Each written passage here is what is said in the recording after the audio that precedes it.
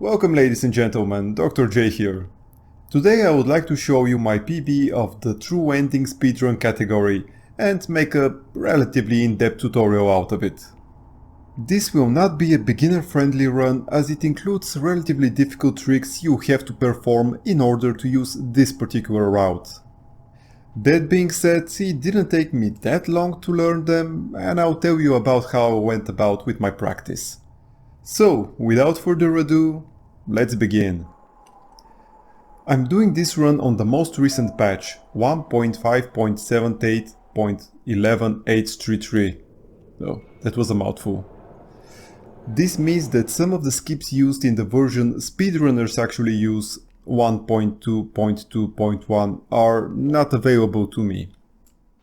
Thankfully, the vast majority of those skips are pretty much free and very easy to perform. So if you do want to try for a competitive time, there should be a link popping right about here that will guide you through how to set up that version. The video is about how to use the mod installer, but it can also show you how to downpatch the game.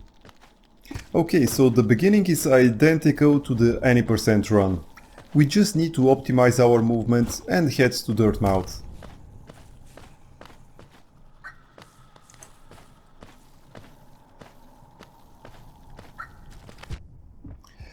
This was a totally intentional damage boost.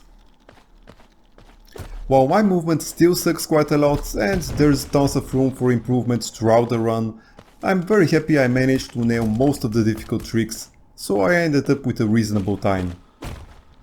As with the any % run, we will only be using the Shaman Stone Charm throughout the run, except for a very short time when we will have to switch to the King Soul Charm. Any drop that takes more than half a second should be boosted with the open menu glitch. Obviously I won't be using this since it's been patched out in this version. Again, if you're planning for a competitive run, this should be included in your routing. It's not difficult to perform and should come naturally as you practice your runs.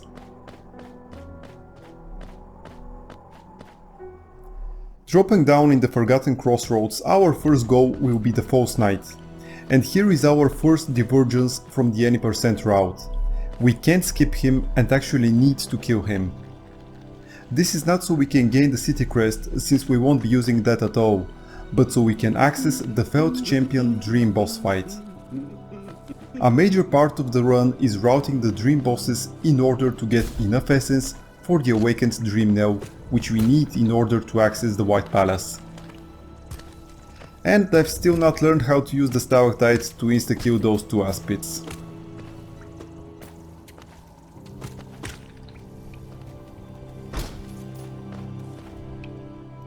With the correct timing you can pogo off of the golems to avoid waiting them to go back down.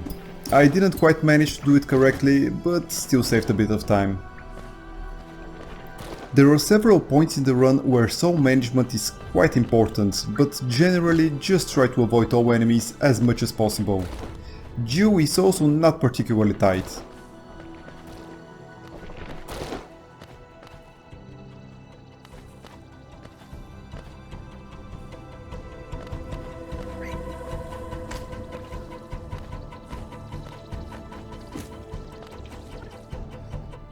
The best way to avoid these next 3 bugs without losing time is pogo jumping on the first one, which will cause the leaping bug to jump, and you can easily go below him.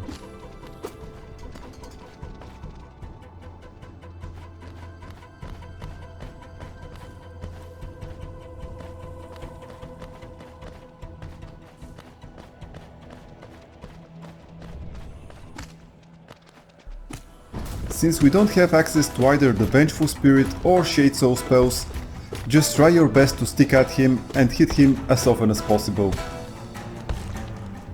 In this fight, the falling rocks can add quite a bit of DPS and significantly shorten the fight, so try to send as much of them as possible at him during his rampage.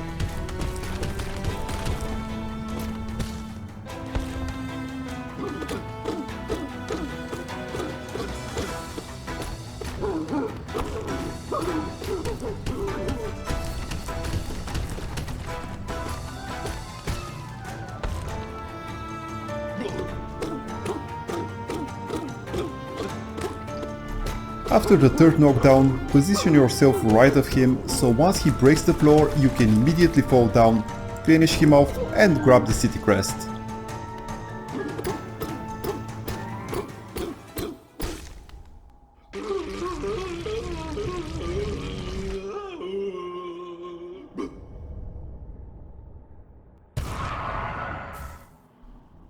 The geo chest outside of the arena is required in our geo routing, so let's grab it and continue towards the snail shaman in the ancestral mount.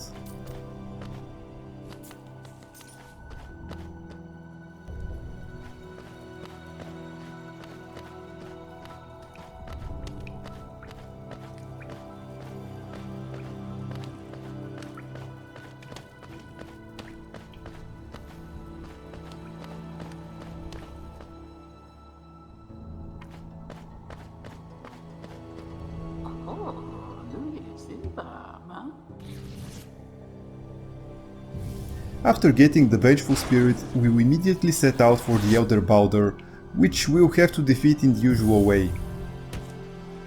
The Vengeful Spirit and later Shade Soul spell will be the main way we deal damage to bosses, since we won't be getting any nail upgrades.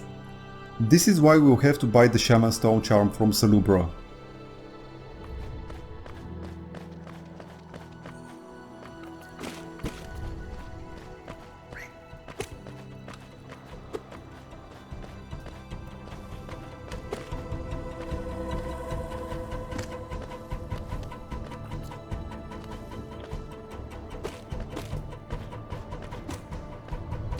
In order to avoid wasting time killing the Balder, you can slash upwards just before reaching him, which will send him flying above you.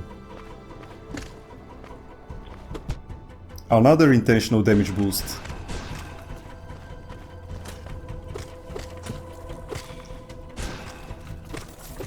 You don't have to downward slash in order to break these wooden beams.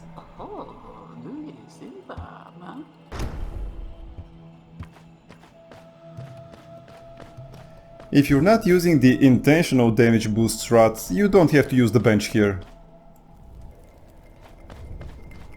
Next we'll be going to Green Path.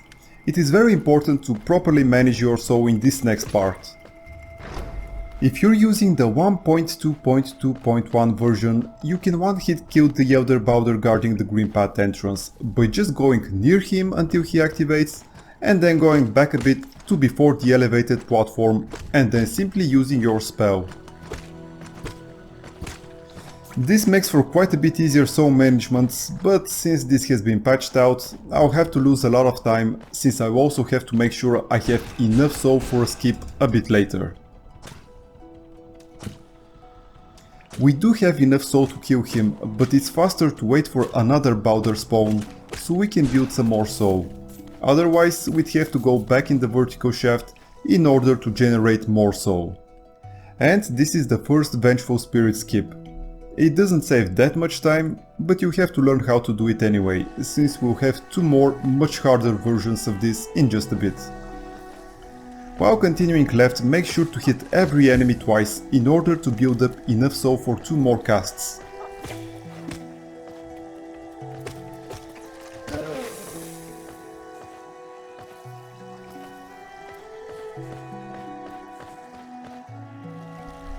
For this skip, I used the squid in my any % run, but you see just how much faster it is by using the Vengeful Spirit. There we go. It is incredibly precise, but once you get the muscle memory, you'll be able to do it very consistently. It does require an obscene amount of time invested in practicing this though. And we're not done yet. We have an almost exactly the same skip coming up, so we'll need to build up enough soul for two more casts. This one I find was much more difficult for me because of the platform in the middle of the gap. Once you learn how to do the first one, however, the second skip should take way less time to practice. For the next part, make sure you've built up a full soul tank, since we'll need it for the Most Night fight coming up.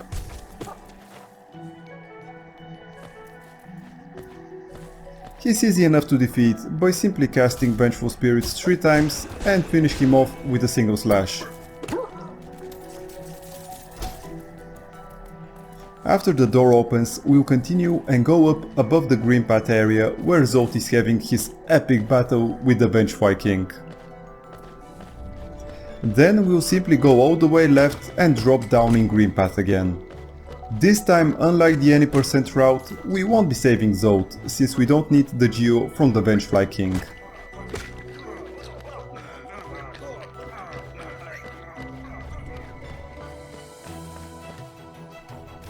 Instead, we'll be using the 3 geostones and killing the 2 most knights over here. You'll be able to break the 2 geostones on the left while the first knight activates, and you can use the vengeful spirits to both harm him as well as break the 3rd geostone. It's important to wait until the 2nd knight gets near enough so you'll be able to hit him with the vengeful spirits as well. After that, we just need to try to get as much soul as possible for the Hornet boss fight.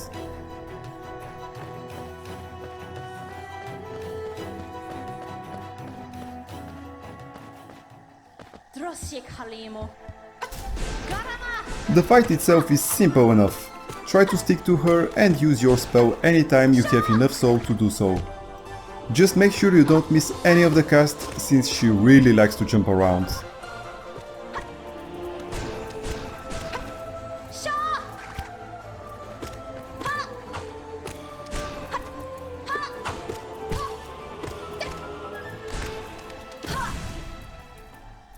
And don't worry about healing at all in this fight.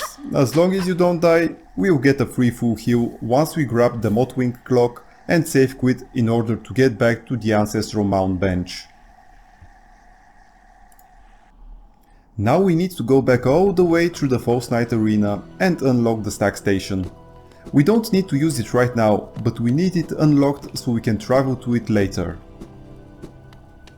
While traveling there, I would like to use this opportunity to tell you how I went about practicing for the speedrun. As you can see, my movement is far from optimized, and this is because I spent 99% of the time practicing the various skips until I built the muscle memory to be able to do it consistently. I wasn't worried about the boss fights since I've had plenty of practice while doing the Radiant forms. And that was fine for me, considering I'm not planning to aim for a top time in the speedrunning leaderboards. I do not advise doing this, however, if you do want to challenge the top runners, as this will make you lose a ton of time during the run by doing suboptimal movements. Now back to the run. The Grossmother fight is identical to the N% run. Just use your spells a few times and don't forget to save enough soul for a single cast for when the Gruzzers burst out of her body.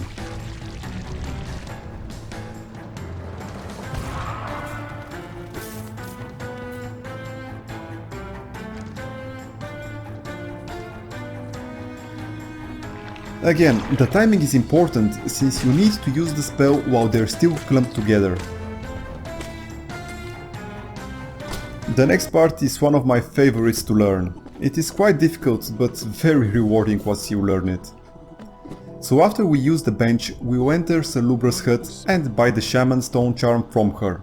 Then we will immediately leave and go left in order to set up for the Shade Skip. Now I know what you're thinking, but Dr. J, how are you going to use the Shade Skip when you don't have the Mantis Claws? You'll see in just a bit. First, let's get killed by this bug in this spot over here. Then we'll spawn at the bench and slot the Shaman Stone Charm.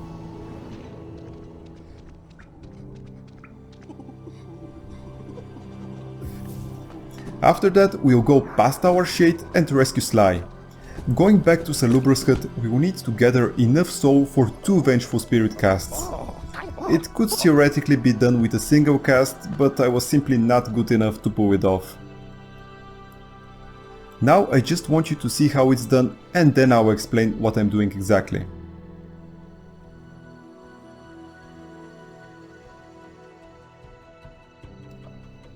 It's probably my favorite skip of all.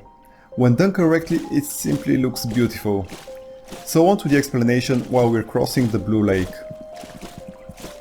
When we go back to the bench, we need to jump a couple of times in order to force our shade to fly up a bit.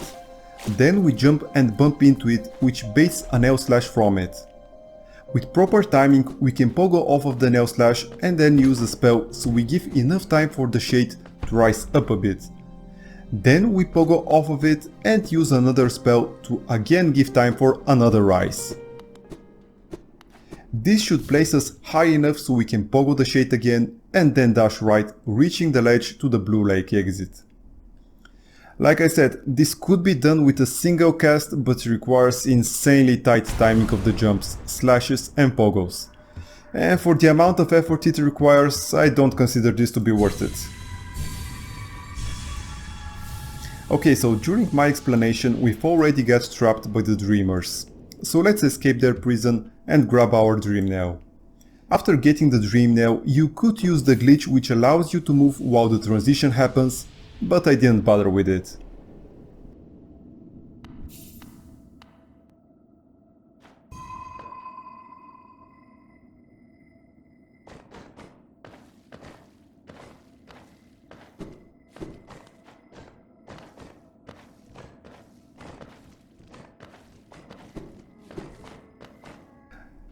Right, so this drop in this place is totally intentional, since it sets up for an RNG manipulation later on.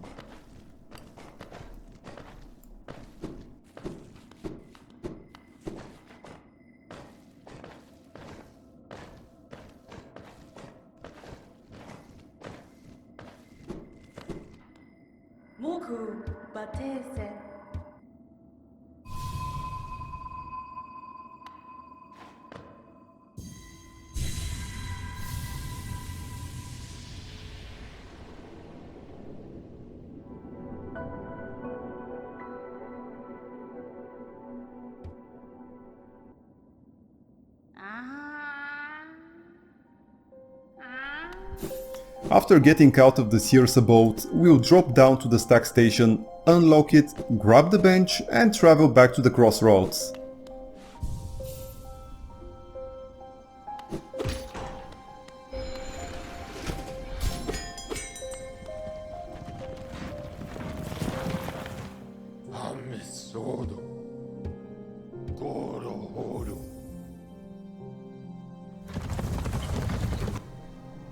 Next thing we'll need is the mantis claws, so we'll be going through the crossroads and into the fungal wastes.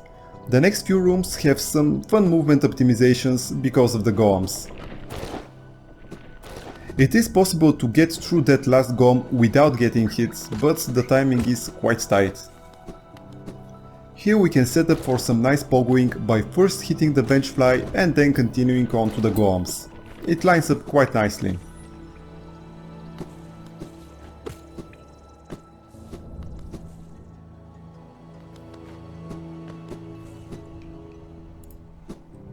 And we're now entering the fungal wastes.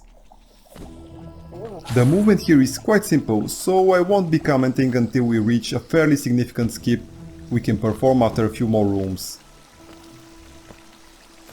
Before that, however, we have our first dream boss fight in this run. The Elder Who fight.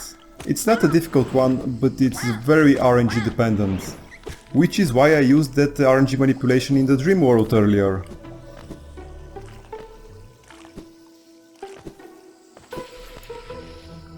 In order to save a couple of seconds, we could straight dream now Elder Who, which will start the fight immediately. Okay guys, so I want you to now start counting with me the amount of ring curtain attacks he performs.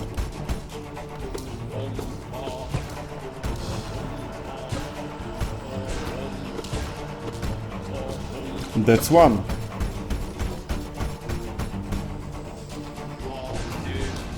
2.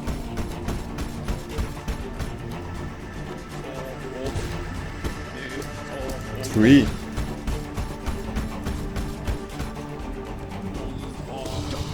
4. 5. 6. 7. 8.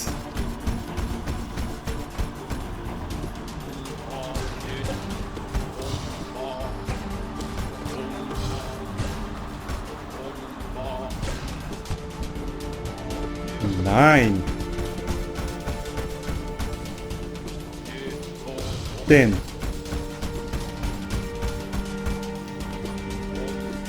11,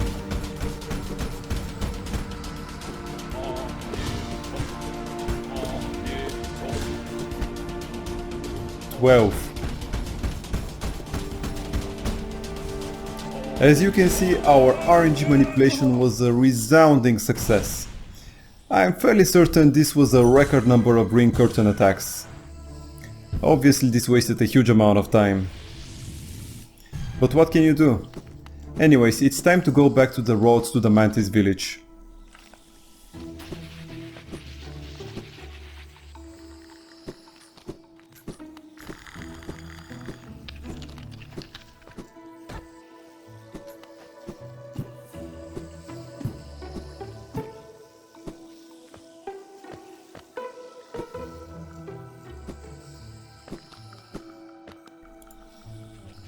Okay, so here is the room with the big skip.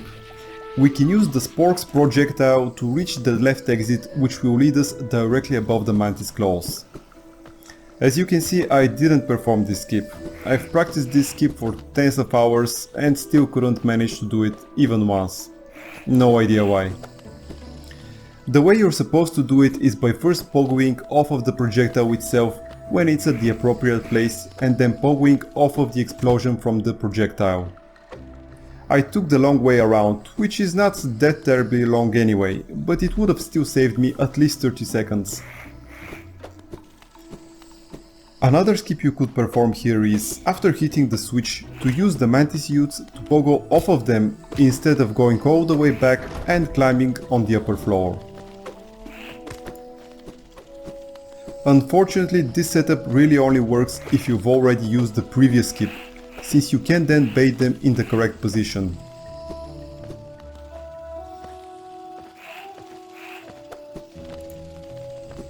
After grabbing the Mantis claws, we can save quit again.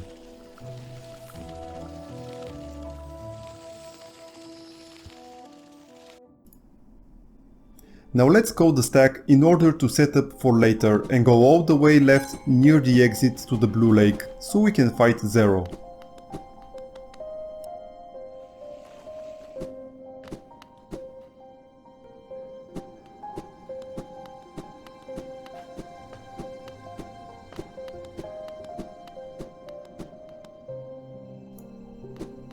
Unlike Elder Who, this will be an extremely quick and easy fight. There's basically no RNG involved and Zero doesn't have much HP either.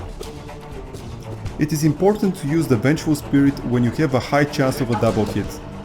This means he'll need to be somewhat stationary and not currently moving towards you.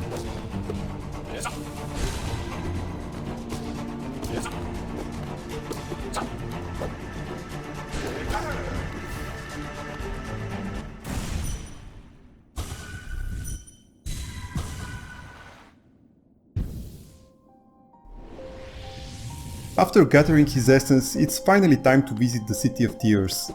Let's drop down the exit below and then go right until we reach the elevator.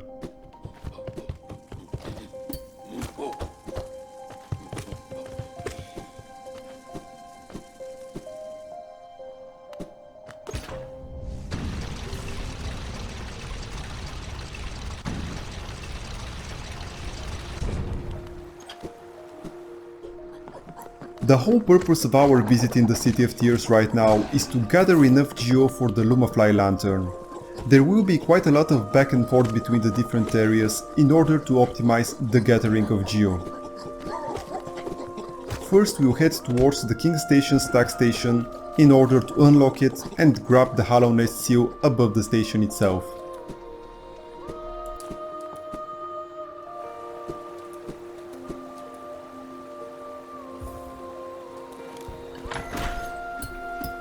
After that, we will immediately save quit and get back to the Seer. She'll unlock the Spirit's Glade for us, from where we could collect a King's Idol. Not only that, but we also get another Hallownest seal from her.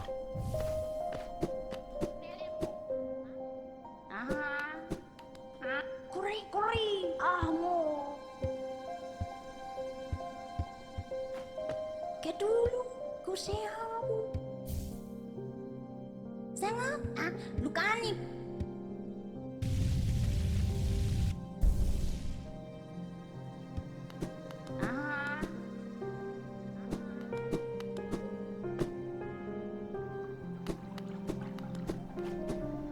There is a way to skip going to the upper floor and go straight up the waterfall, but the wall climb is very precise and I didn't really want to bother practicing it, since it doesn't save that much time.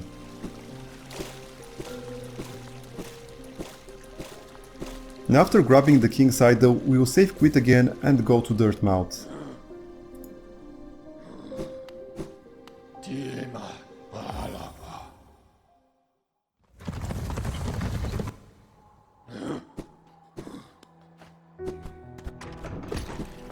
The reason we need to go to Dirtmouth right now is so we can set up our respawn point at the bench here. It is extremely important not to use another bench before buying the Umofai lantern. And since we're here anyway, we can get another Hallownest seal from the hole in the whale's wall.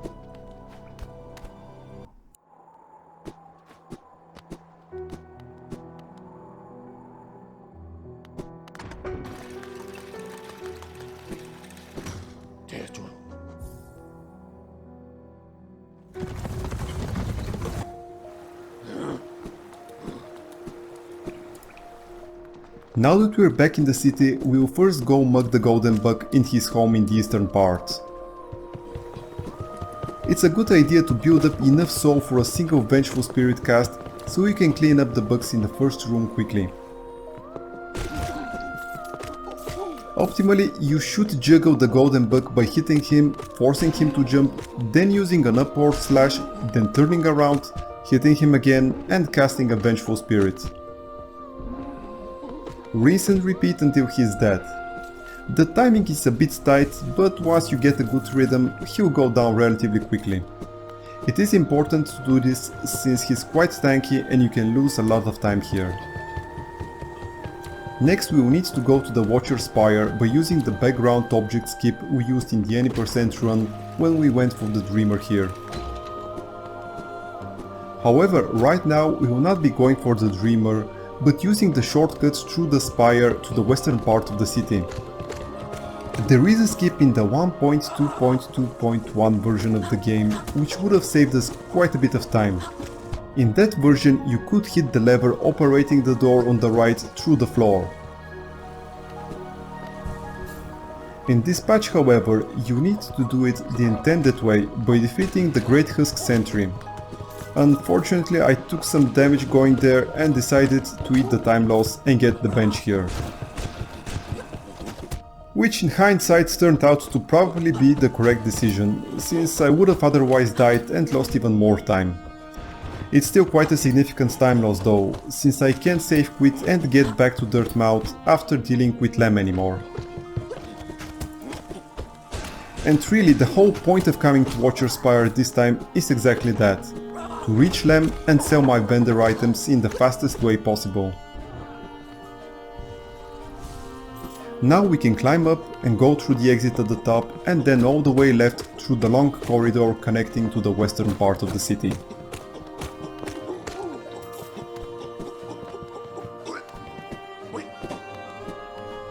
This is the lever you could hit in the 1.2.2.1 version. As you can see, this is a free 1 minute time save.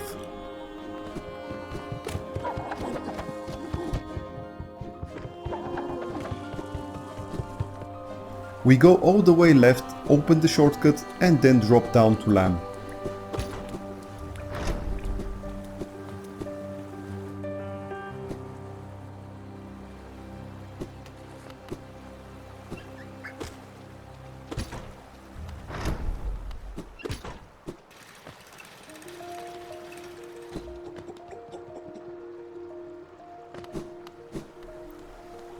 If I didn't use the bench in Watcher Spire, after we finished selling all the vendor items, I could have went straight to Dirtmouth, bought the Lumafly lantern, and then gone to Crystal Peak, through the toll gate in the crossroads. This routing works beautifully this way. In the current situation, however, I'll still be safe quitting, since the only way to get back to a stack station is by going back the same way we got here. Unfortunately, this means another minute of time loss.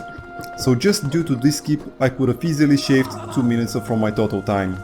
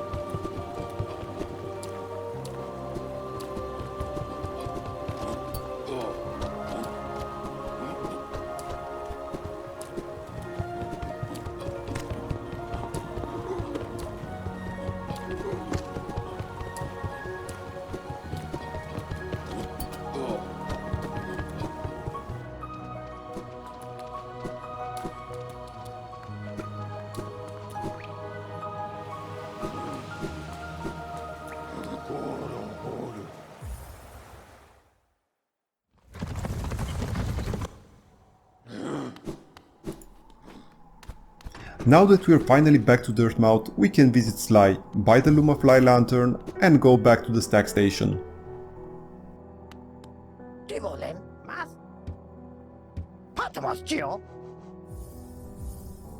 I was still a bit tilted from all that time lost, so I was spamming really hard.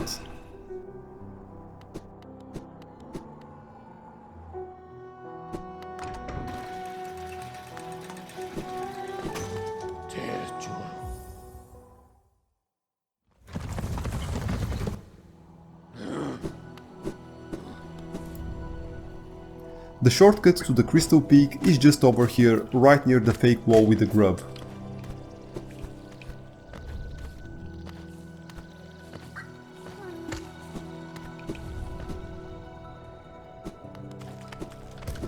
The whole point of buying the Lumafly lantern is so we can open this toll gate. Without it, we can't operate the mechanism. And the only thing we need in the Crystal Peak is the Crystal Dash ability, so we'll head straight to it. Actually, that's not quite right. We'll also need the Shopkeeper's key, but it's on the way there anyway. There's a little skip you can perform by going through the right side of this room and pogo jumping off of the pickaxe thrown by the lone miner. It's very hard to pull off though, and only saves a couple of seconds.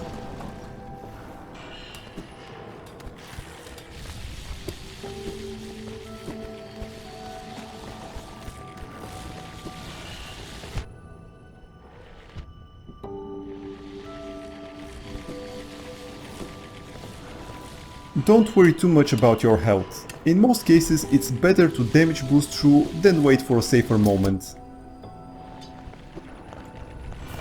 Okay, here's the Shopkeeper's key. We need it so we can then buy the elegant key from Sly and gain access to the Shade Soul upgrade. Now the only thing left is the Crystal Dash ability.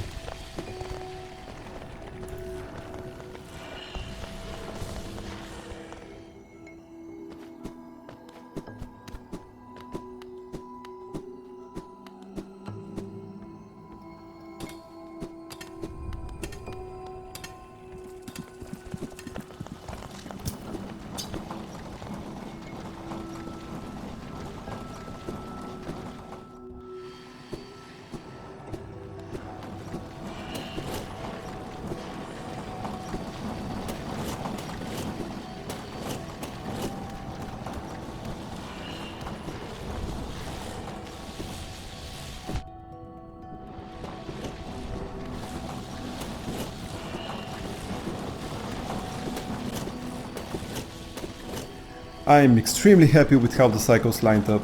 It was not a perfect run through this room, but it's quite close to being one.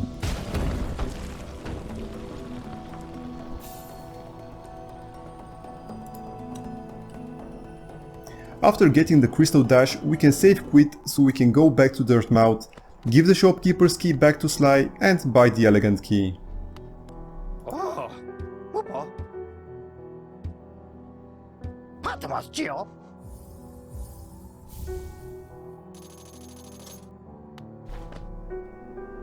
Now that we have the elegant key, we can go back to King's Station, enter the Watcher Spire again, and from there go to the Soul Sanctum so we can upgrade the Vengeful Spirit spell.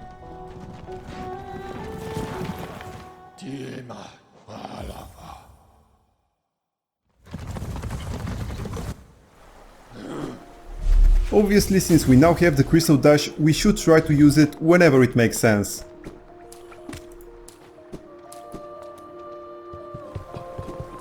Climbing this wall and using the Crystal Dash will get us all the way through this open space.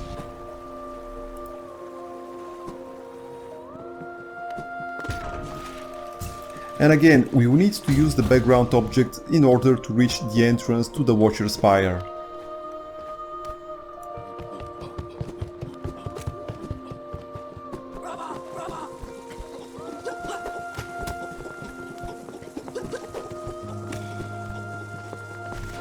This time, we want to set the respawn point at the bench here, since we'll be safe quitting after we obtain the Shade Soul and then finally going after the first Dreamer.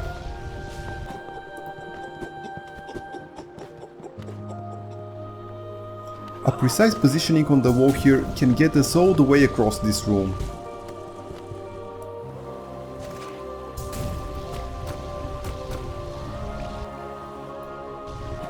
This time we will need to use the elevator twice in order to reach the entrance to the Soul Sanctum.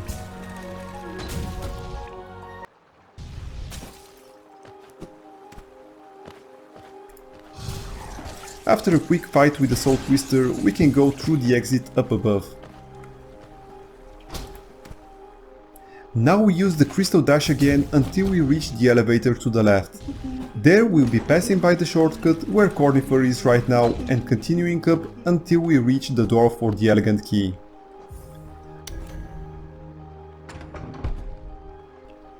The Soul Warrior is not a difficult fight, but it can take a while since we're still stuck at base damage. This will change dramatically once we obtain the Shade Soul.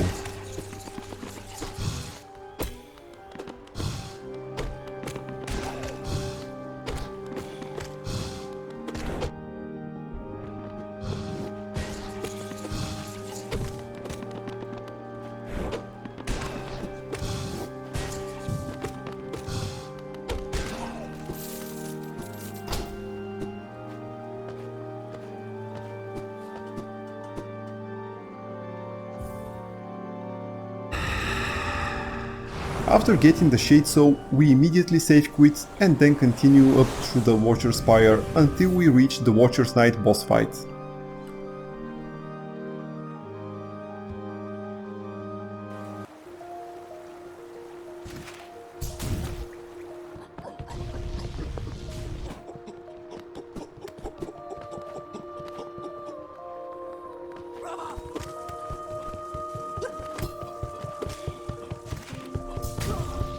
Don't worry too much about building up Soul, since we'll be able to use the Dream Nail on the Watcher Knight before the actual fight starts. As usual, it's much faster to climb the wall instead of using the elevator. At the top we can use the Shade Soul to break the ceiling and give us access to the chandelier, which we can then drop down on one of the Watcher Knights.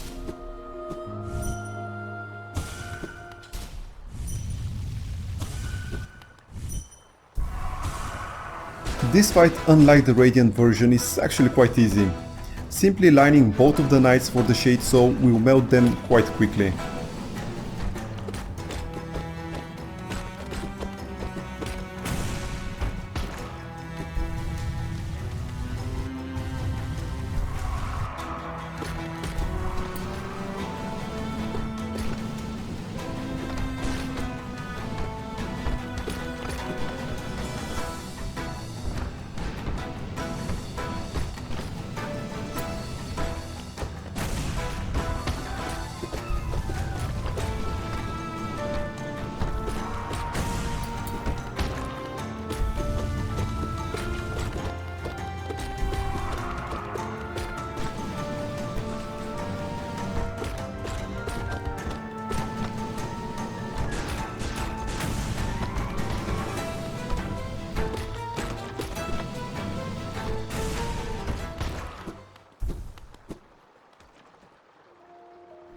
And now all that's left is to reach the top and enter Wurian's dream, so we can then absorb his essence and destroy the first seal.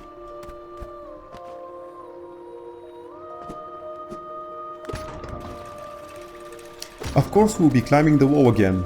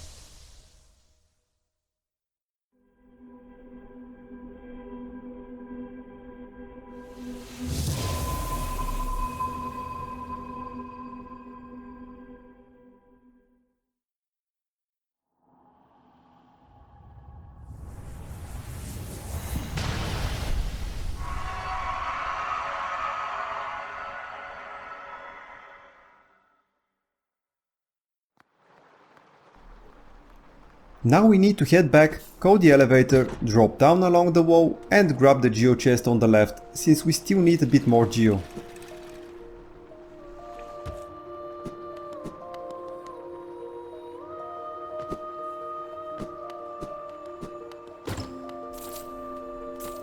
We are done with the Watcher Spire. All that's left is exit it and then go through the broken elevator shaft connecting with the ancient basin.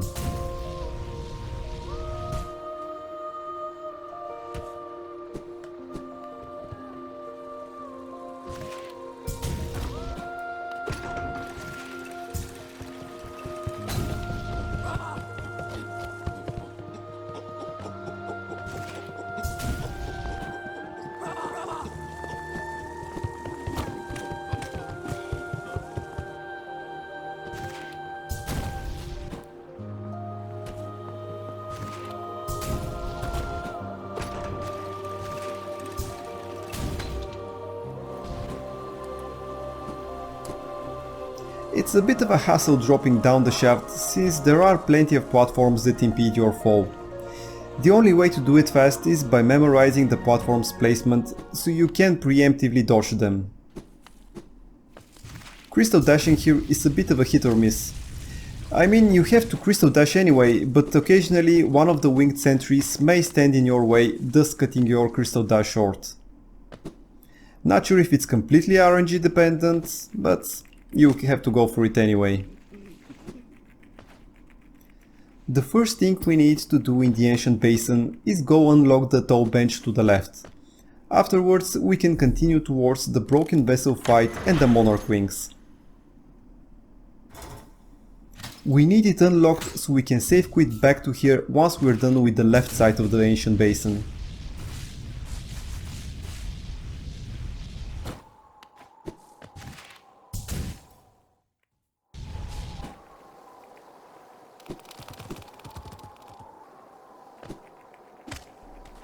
Personally, I just YOLO the Mowworks. It's not a big deal if you get hit anyway, since as long as you get to the broken vessel, you should be fine. He's very easy to defeat and you'll be getting a full heal after him.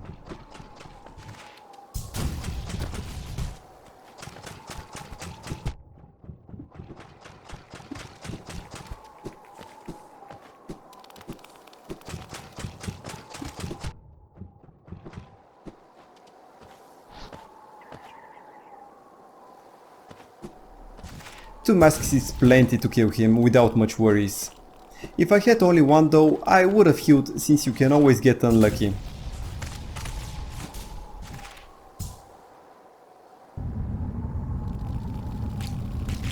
Supposedly if you crystal dash through the light seeds at the appropriate time, the fight will start a bit sooner, as the last ones won't have to walk to the broken vessel.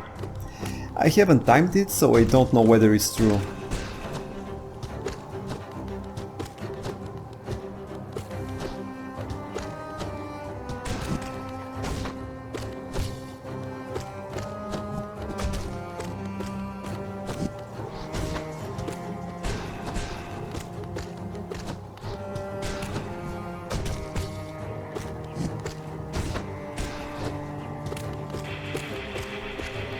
The Broken Vessel's eruption attack is the one where you're the most likely to get hit, since you have to attack him during it. It takes way too long to simply wait it out. After he's defeated, leave the room and come back to it so you can fight the Lost Kin. Don't worry about healing, since you get a full heal in the Dream World.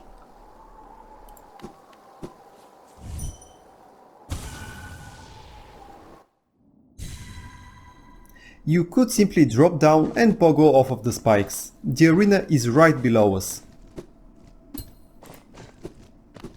The Lost Kin is significantly more difficult, but since we're at full health, we can afford to be a bit reckless.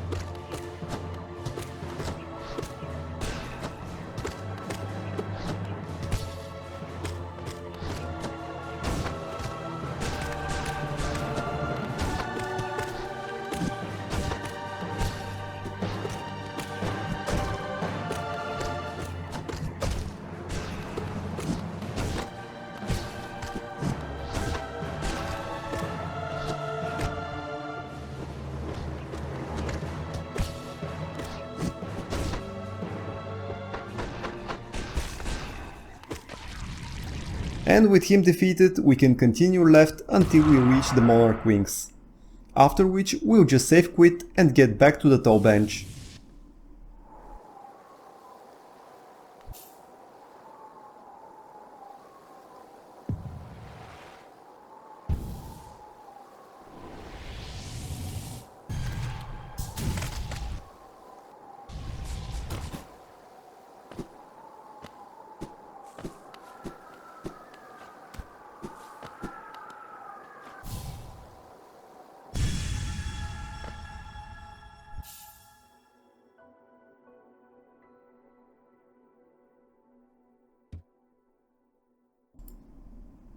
Now we'll be going right past the ruins of the White Palace and into the stack station. We'll both unlock it and use it to go back to the crossroads.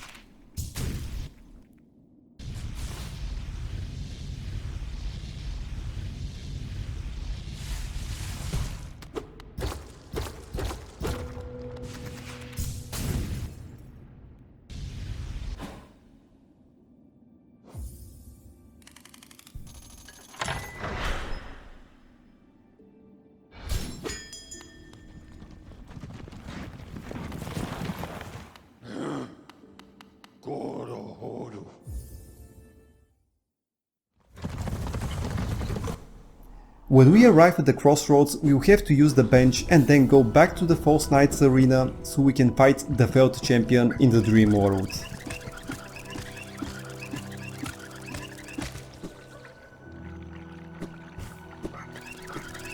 Make sure you have a full soul tank, since we want to start the fight with 3 Shade Soul casts.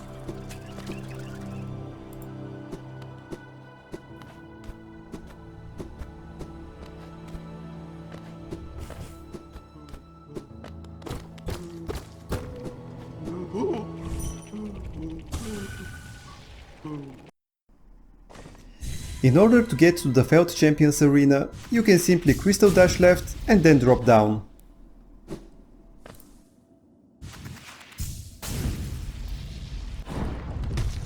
The Felt Champion is easily the most difficult fight apart from the Radiance, at least in my opinion. Since we won't be able to rely on our spells, we are stuck doing pathetic damage with our unupgraded nail. Not only that, but most of his attacks, except the shockwave, do 2 masks of damage, so there's a real risk of dying in this fight and losing a ton of time. It's actually felt more difficult fighting him in these conditions than it was on Radiant difficulty. When he's knocked down, you can choose between dream nailing him and then using a Shade Soul when your soul tank is full, or simply continuing with the slashes and having a full soul tank for the next phase. The reason for that is that even the maggot itself is so tanky that you will be losing a lot of time by just slashing him. I highly recommend you spend a lot of time practicing this particular boss fight before even attempting a full speedrun in this category. He's way too far in the run that failing here would feel really bad. I didn't spend more than a couple of hours on him, but that was again because I've had my previous practice on the Radiant difficulty bosses, so it wasn't too much of a change. We're pretty much done with him, he only has his last rampage before falling down. After we get his essence, we can save quit again and then travel to the resting rounds.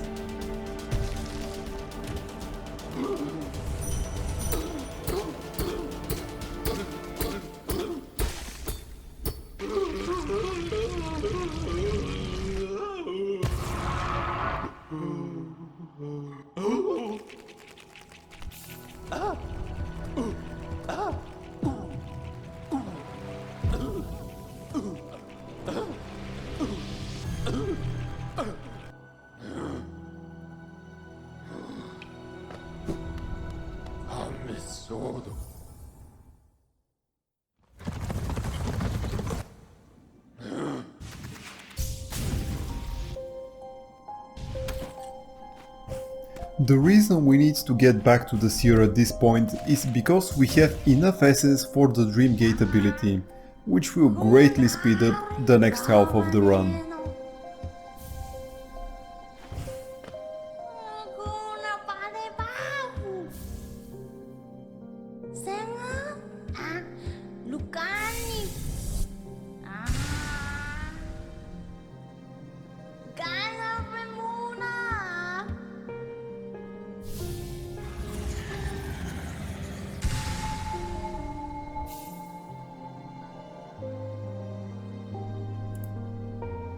Now we can go back to King's Station and then travel through the connection with Kingdom's Edge.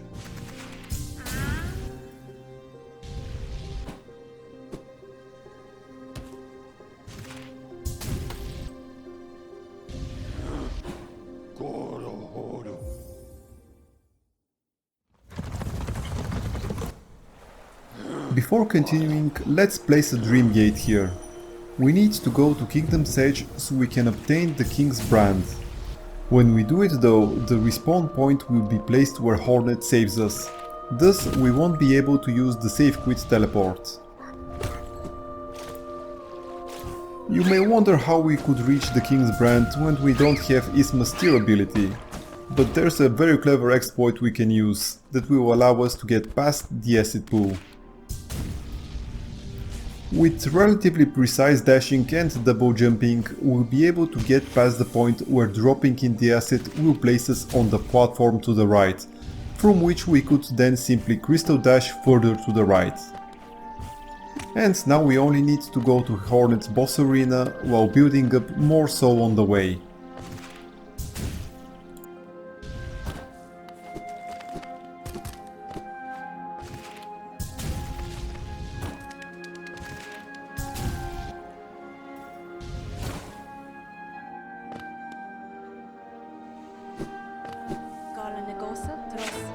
The same tactic we used in our previous encounter with Hornet still applies. Be as aggressive as possible and fully utilize the Shade Soul. Again, don't worry about healing, as long as you don't die, you'll be fine.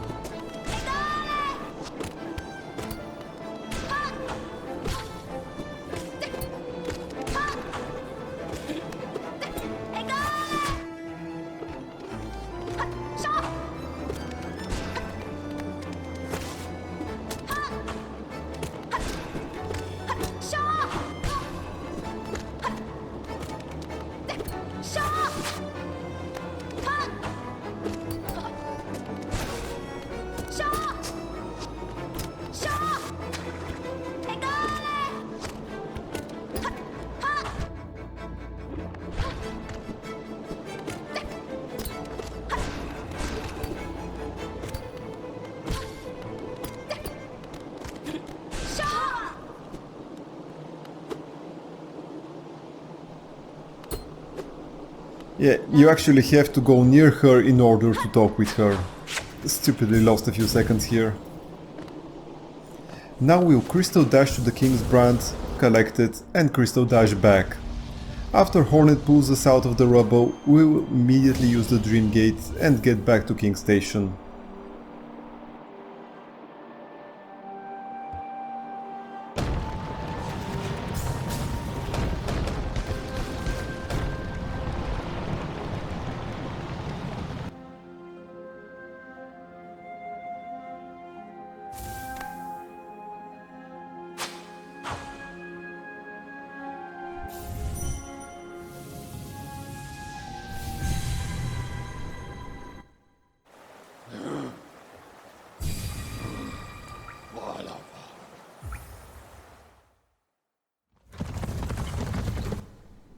With the King's Brand, we can now enter the Abyss and get the Shade Cloak ability, which we'll need in order to progress any further.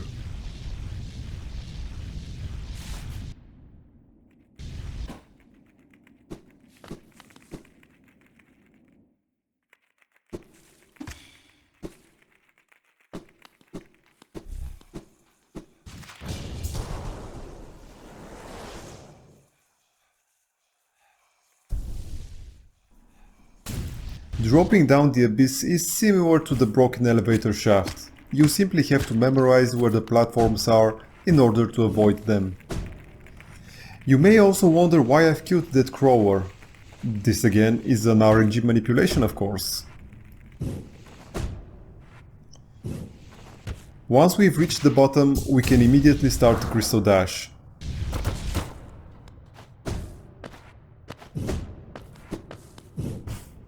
And here we can start another Crystal Dash until we reach the elevated platform, and one more after that until we reach the lighthouse. Now we need to climb to the top and activate it so we can continue with yet another Crystal Dash to the right.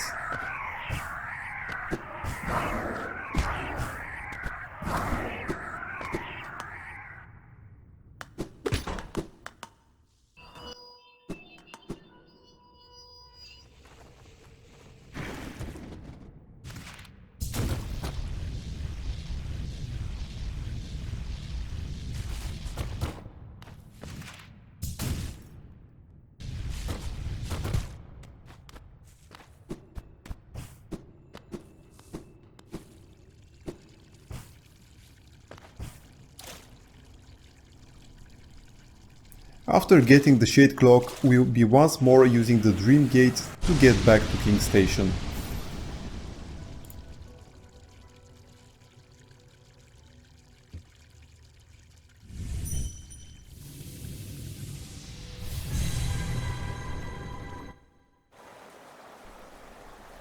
Before going back to Kingdom's Edge, let's code the stack so we won't have to wait for him once we teleport back here again. We'll only be going to visit Markot's grave for some more essence.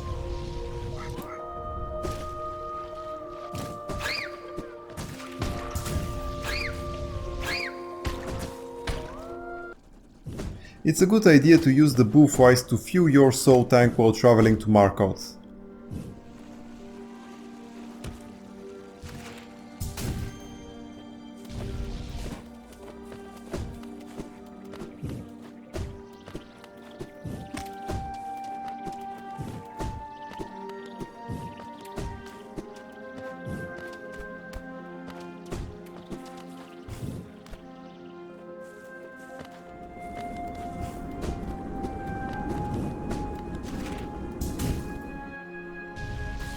The Markot fight should go by quickly.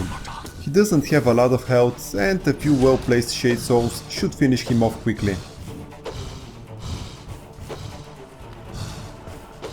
Similarly to Zero, try to use the Shade Souls when he's stationary to increase your chances of a double hit.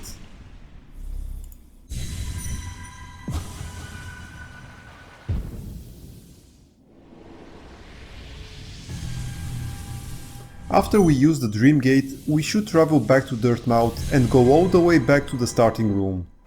We can use the exit there connecting to Howling Cliffs so we can fight Gorp, which is another quick boss fight.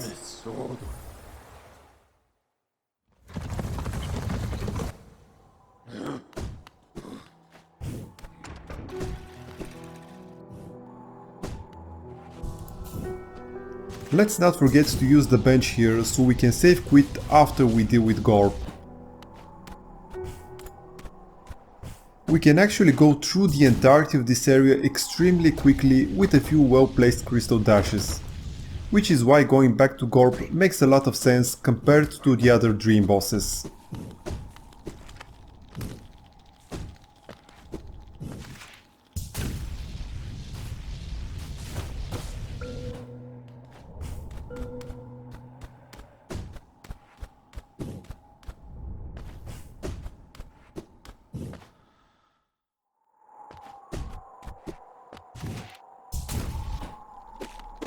And we're nearly there. Let's just use the Vengefly and Crawler here to build up our soul tank and start the Gorp fight.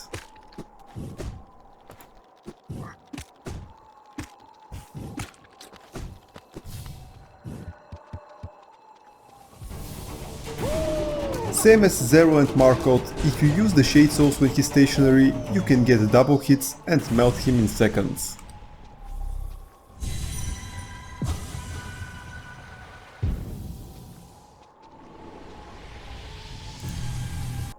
Now it's time for the second Dreamer. We can use the connection between the crossroads and the Fog Canyon to get to Teacher's Archive quite quickly.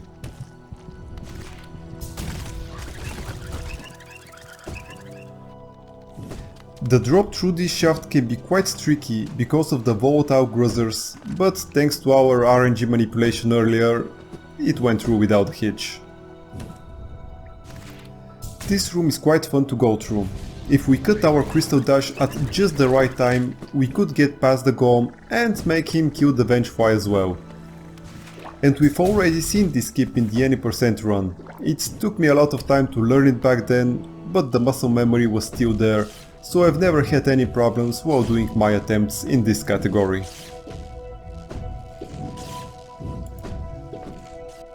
You can actually use a crystal dash here and stop just before the last two Olmas. Let's place another Dream Gate here and enter the Teacher's Archive. A quick crystal dash here and then another one in order to get past the acid pool.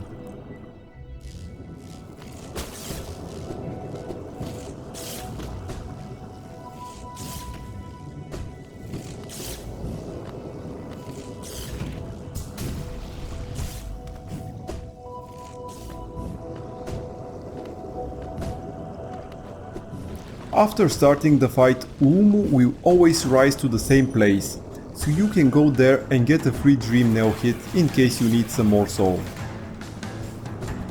It's absolutely possible to manipulate Uumu's position so you can maximize the damage after Quirrell breaks his defense.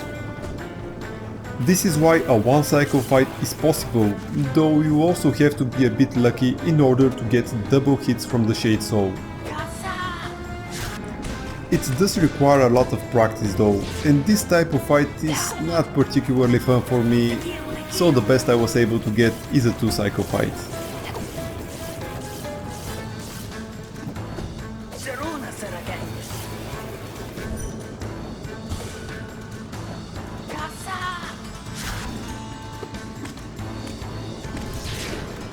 I was barely not able to get it here. One more Shade Soul would have been enough.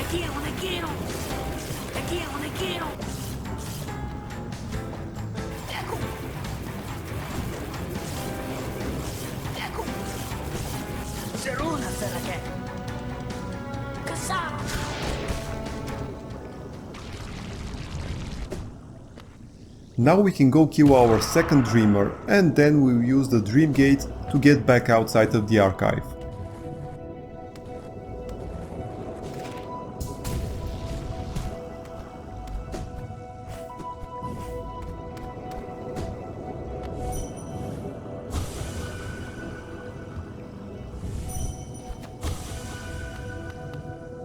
Se chiama tipo calma.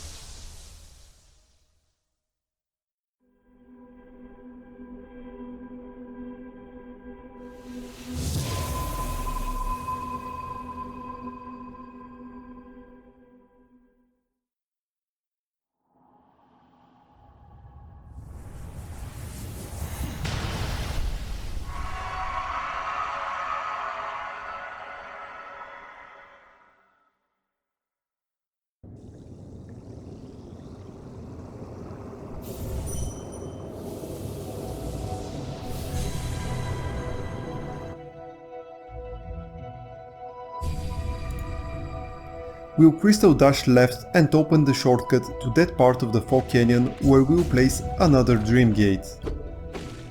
We'll need it since we'll have to make a quick stop in Green Path in order to defeat No Eyes for her essence, before continuing into the Queen's Gardens. Here's the entrance to the gardens, which makes it the perfect place for the dream gate. We'll continue through the top exit, which leads to Green Path.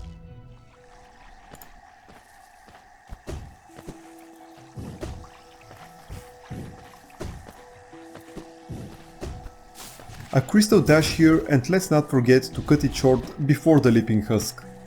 There are several bugs on the way to the Stone Sanctuary, which we can use to build up our soul tank.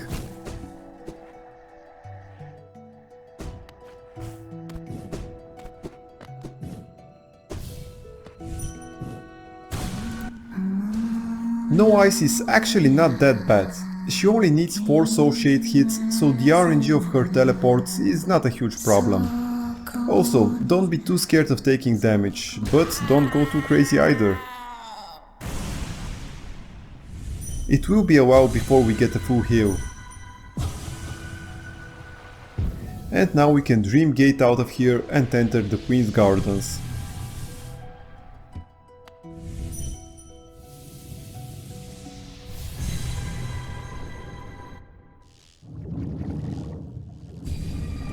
We'll have to crystal dash here in order to pass an acid pool again. It is very similar to the ones we've already done, so it shouldn't pose too much of a problem.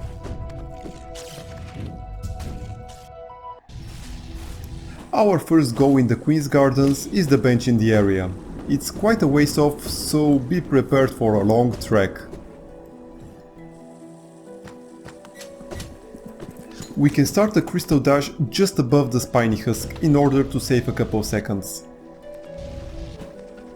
Try to build up some soul since we will need it for the Mantis Petra gauntlet in a bit. Each Mantis Petra requires a single hit from the nail and a cast of Shade Soul to kill. You should be able to hit the last 2 Mantis Petra with a single Shade Soul. Okay, so there's a skip here similar to the one in Kingdom's Edge, where if you get hit in the specific spot, it should respawn you further down the way. In our case, right on the top of the lever we need to hit. Unfortunately, I've never been able to perform it, so it's either patched out or I just suck.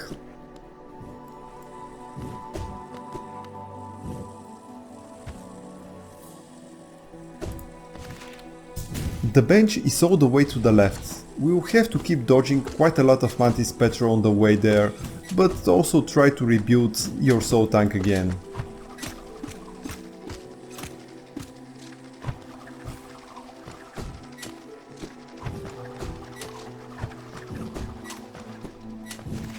And finally, one more crystal dash and we're at the bench. Once you activate the bench, you can exit the room and come back and the bench will already be there. This saves a lot of time in a speedrun since load times are ignored. This can also be performed in several other places as well. We can now continue our journey through the Queen's Gardens until we reach a much bigger enemy gauntlet. The most important thing there is to try to get as many enemies as possible hit with the same Shade Soul cast.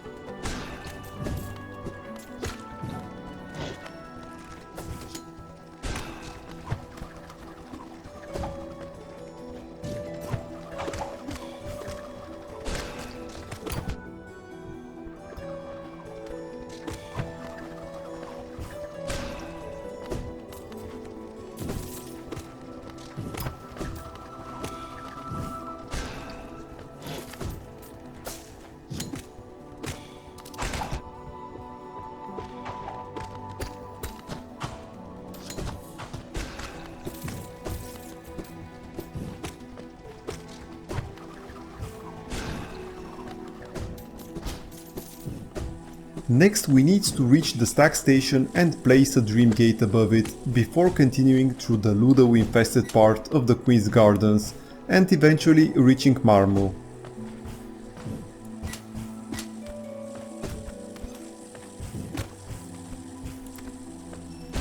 The Shade Saw was totally not a misclick. It's again used for RNG manipulation.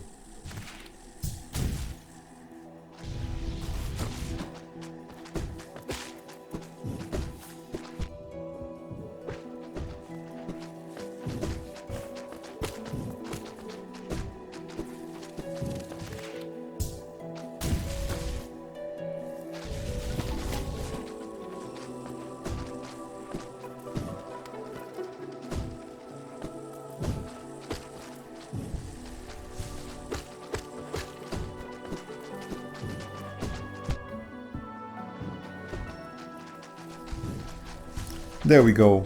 Thanks to the RNG manip, it went reasonably well.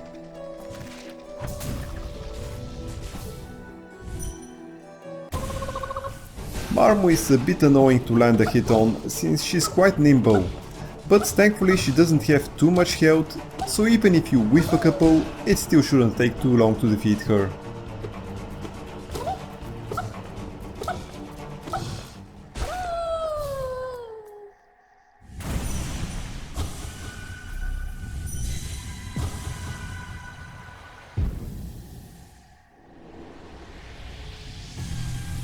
Now we can dreamgate back near the stack station and we'll be heading straight to the Traitor Ward boss fight.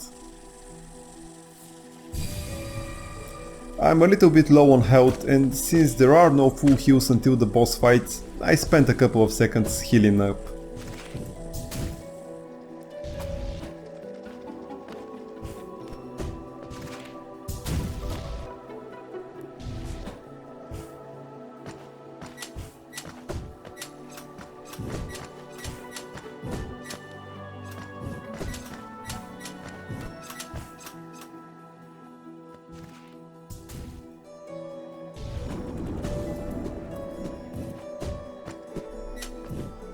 You don't have to worry about building up soul, since the Mantis gauntlets before the boss fight will give you enough opportunity to fill it up.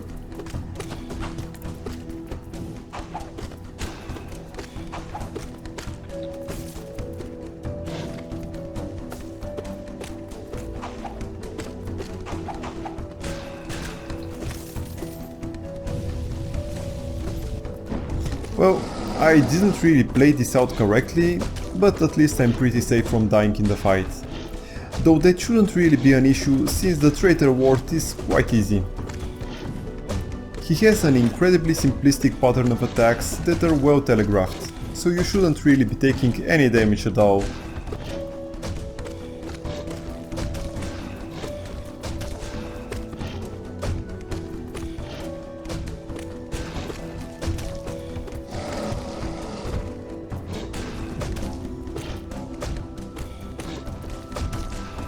He is quite tanky though, so it will take a while.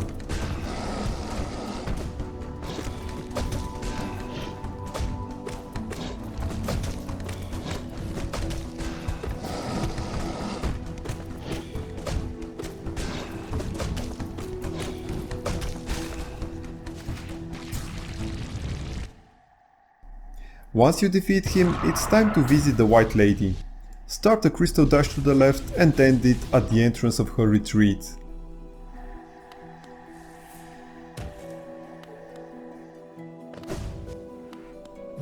You can perform another crystal dash here, though it's debatable whether it's worth it.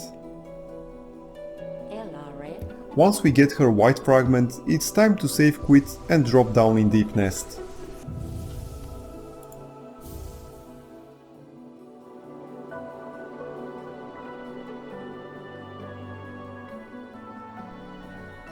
Now we go right into the next room and drop down in the hole leading to Deep Nest. Deep Nest will be the final area we need to visit before the end game. There we'll fight the final dream boss we need in order to unlock the Awakened Dream Nail, as well as absorb the third Dreamer.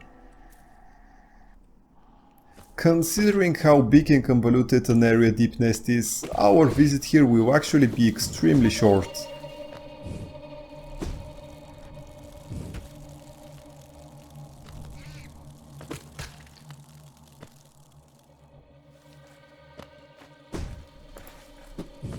We'll be leaving a dream gate here since this is the road to the distant village and we want to get back here after we deal with Galen. Since the essence we'll collect from Galen will barely be not enough, we can use this dream route here to make up the difference.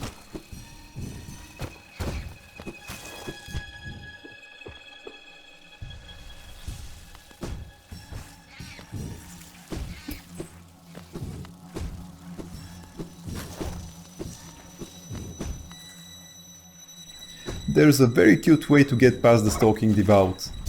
You can shade cloak through him and then immediately crystal dash.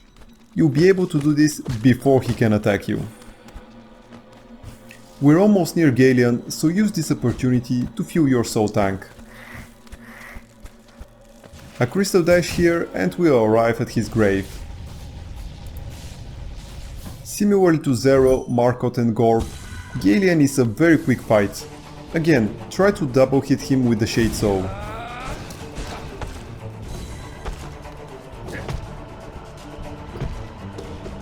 Also, if you're not playing on the 1.2.2.1 version, try not to take too much damage as we'll have to go through the entirety of the Beast's Den and there's no full heal until after we deal with the Dreamer.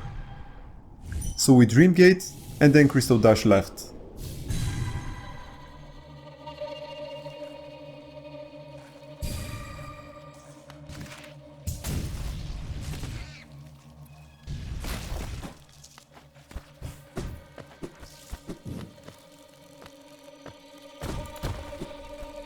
After we drop through the crumbling floor, we can stick to the wall and crystal dash in order to save a few seconds.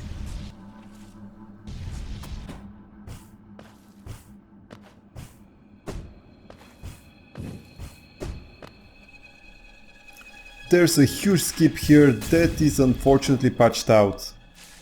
By going through the chandelier, you can basically do the Beast's Den in reverse. Does save about half a minute or so. It's also much safer since there will be no enemies in your way. With the abilities we have, it's insanely easy to perform this skip. Just climb the right wall and go through the ceiling where the chandelier is located.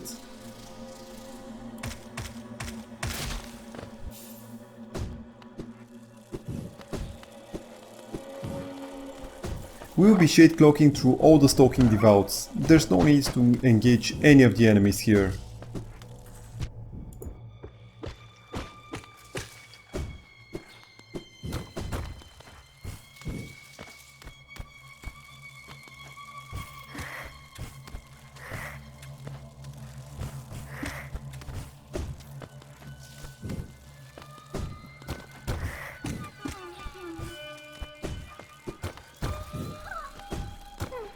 And this is why I said you shouldn't be too aggressive with Galen.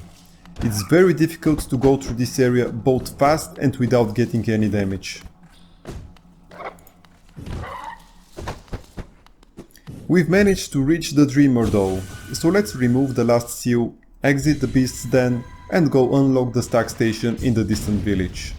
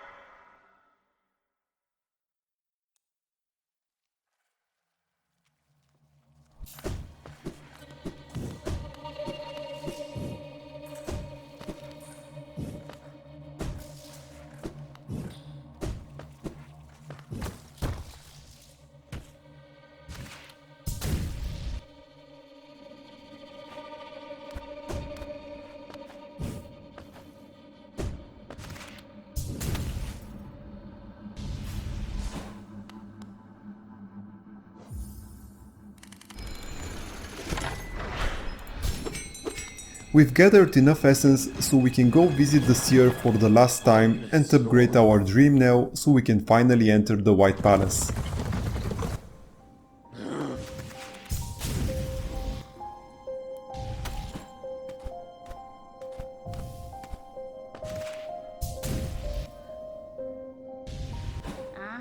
Kahuna patu kedulu kusiau kuna patu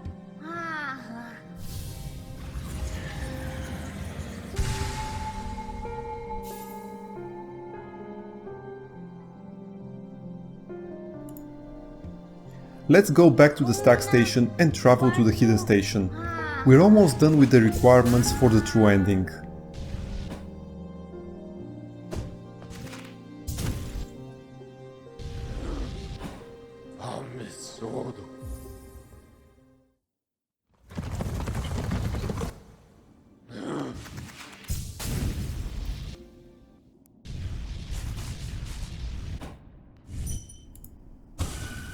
The King's Moat is quite tanky, so he shouldn't be underestimated. This is the only one we have to defeat. The second one can be skipped, though the skip is insanely difficult and is beyond my abilities.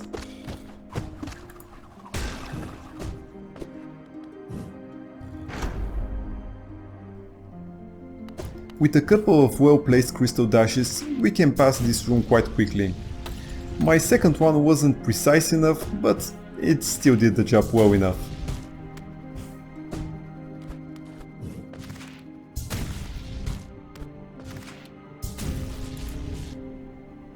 So here is the second King's Moat skip. If you continue the crystal dash, you can reach the right side of the screen where there's a dead plane. You can, however, pogo jump the dead plane and get enough height so you can basically reach the other side of this room by dashing and double jumping. The problem is that the dead plane is invisible and the night is concealed by the clouds, so the pogo jumping should be performed completely blind. I've tried practicing it for a while, but ultimately decided that the time save is not worth the effort. Obviously, if you're aiming for a top time, you must learn this trick, but that's not my goal. I wasted a few seconds here to heal up a bit, though I'm not sure if it wouldn't have been faster to just use the bench instead.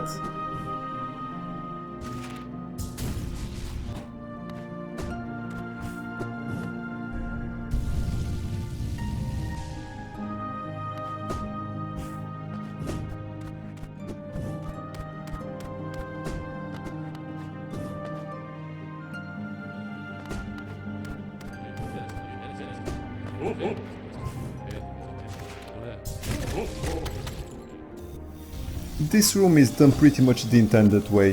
There's no particular skip, you just have to learn how to do it as fast as possible. Pogo jumping on the saw blades is extremely useful and you should learn how to do it automatically without even having to think about it.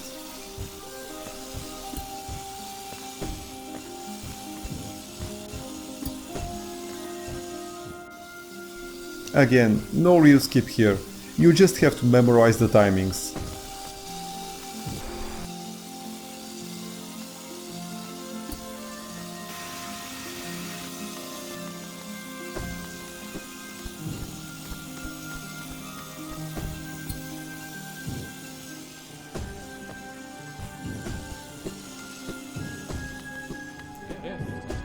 Okay, we're done with the left part of the palace. Let's go right now.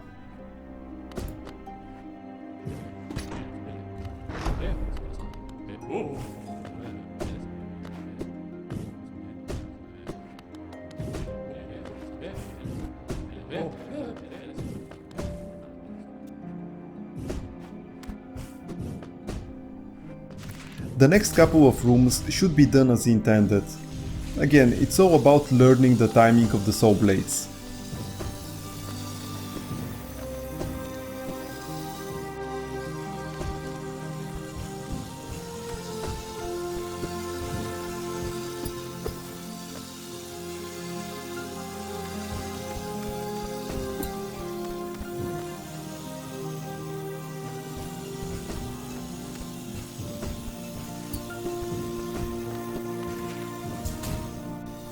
There is a nice skip here that actually makes this room easier than if you're doing it the intended way. There's a bit of precise movements, but once you make it, the rest is very easy. It's a bit tricky, but you can fall all the way down while dodging the saw blades, without having to stop. And we are now done with the right side as well. Let's go take the elevator and finish up with the White Palace.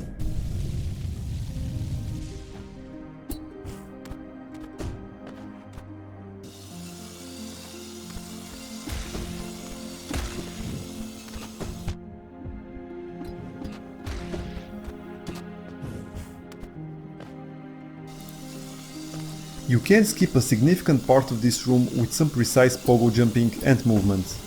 It's not easy to learn how to do it and it doesn't save that much time, but for me personally, it was very fun learning.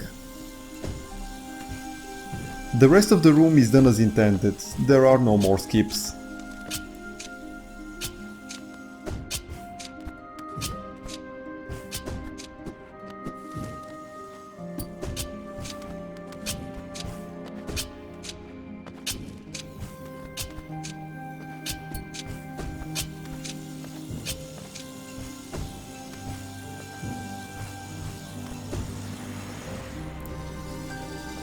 There is a minor skip you can do by pogo jumping on the Lumafly lamp. There's no reason not to do it, as it's quite easy to perform. There's actually a breakable wall here I didn't know about before starting to learn the speedrun, that saves a significant amount of time.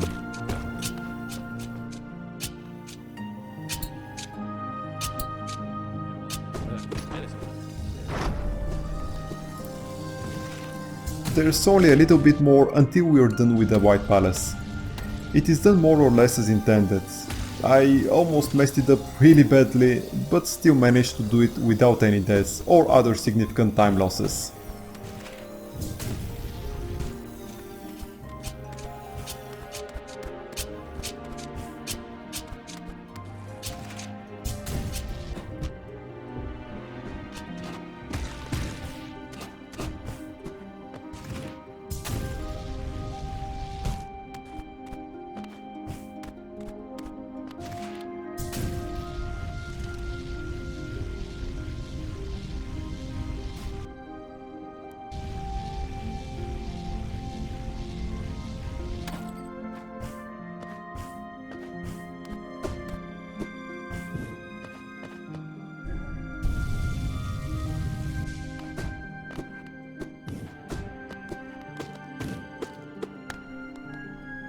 With the second white fragment, we now have the King's Soul Charm and can go turn it into the Void Heart immediately. After leaving the White Palace, we'll head to the bench in the hidden station and slot the King's Soul Charm.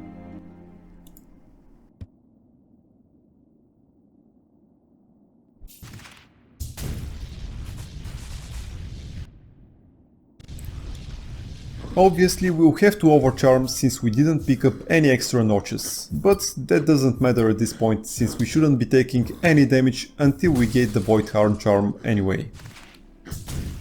So let's go to the bottom of the abyss and dream nail the black egg.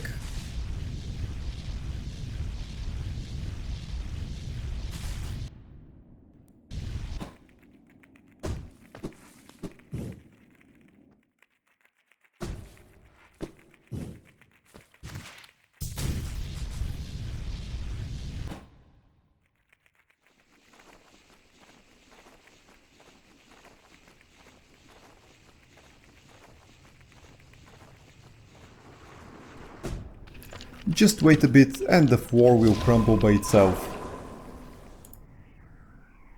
Only attack the siblings to make them move out of your way. There's no reason to waste any time on them.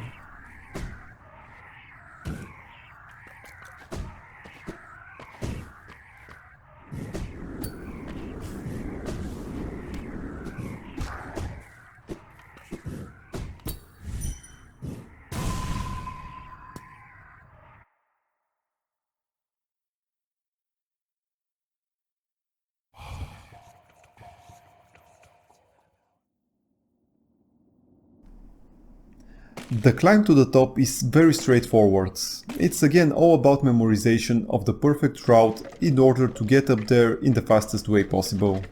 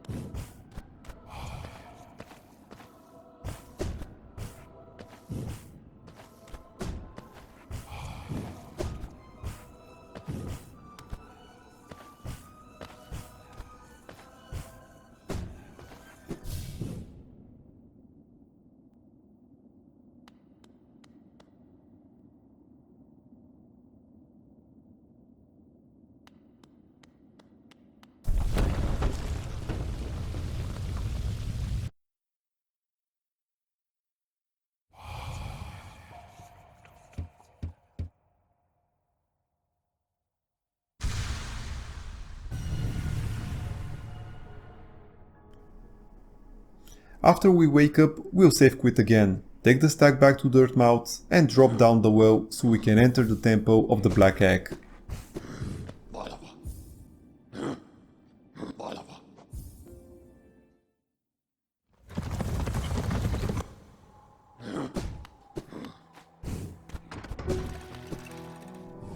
We'll use one crystal dash to get to the well and then another on the wall inside the well that will take us all the way to the temple.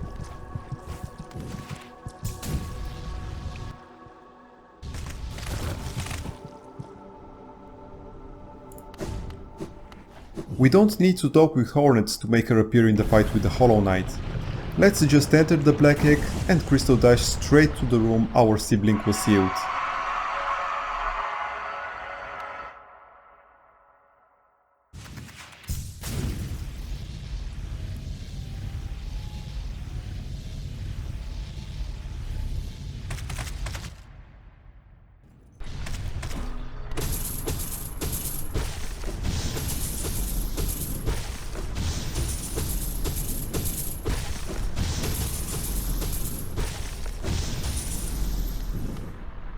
The fight is pretty much the same as the one in the any percent category. We can be as aggressive as possible since we'll get a full heal when we enter the dream and confront the Radiance. Obviously Shade Soul still remains our main weapon. Keep in mind though that when he starts stabbing himself, all of your attacks will only do 1 point of damage. This means it's the perfect moment to build up a full soul tank, but it's useless to cast any Shade Souls until he starts attacking you again.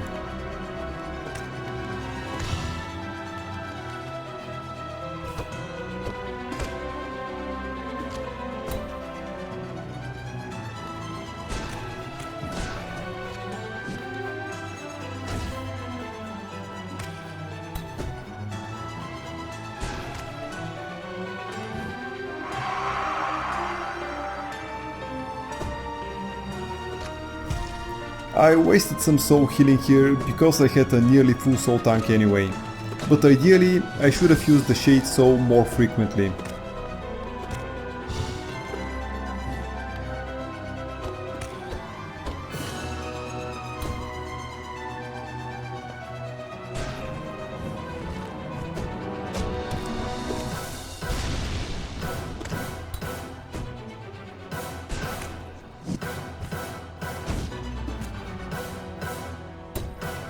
When Hornet throws her spear, be prepared to preemptively use the Dream Nail.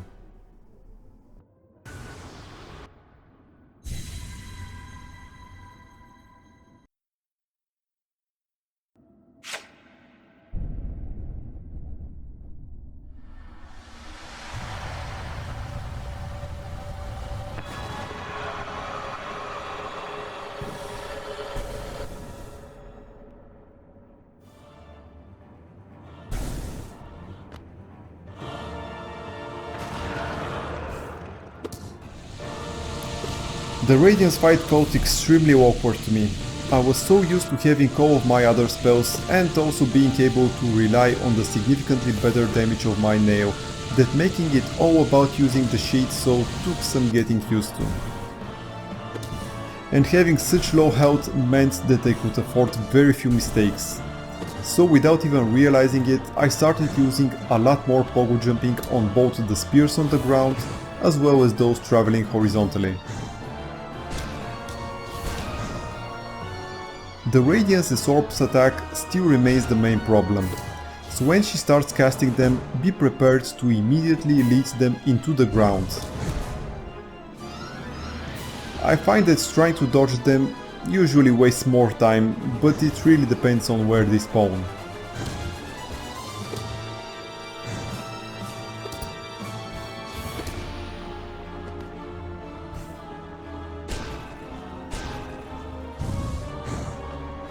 And the sword terrain phase is again very awkward, since this makes casting Shade Souls much more difficult.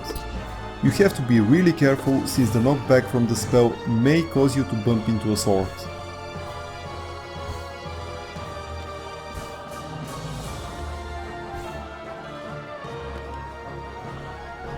In this phase, depending on whether there's a platform beneath the Radiance, you will have to choose between pogoing her or slashing her from the ground. I actually found this phase much easier than the previous one. Still, you can get caught in a bad position where there is no way to avoid taking damage, which makes it doubly important that the first phase goes smoothly and you still have full health. This is what I meant. At this point I really started sweating. The run was going quite good and I knew Radiance didn't have much health left. If I could only last for a bit longer.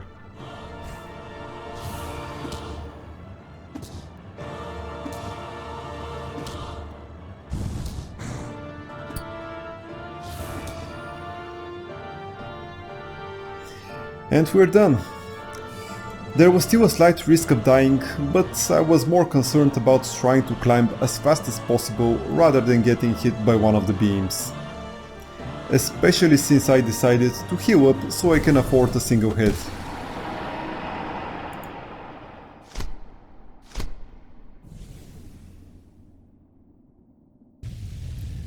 The timer ends once the screen goes fully black.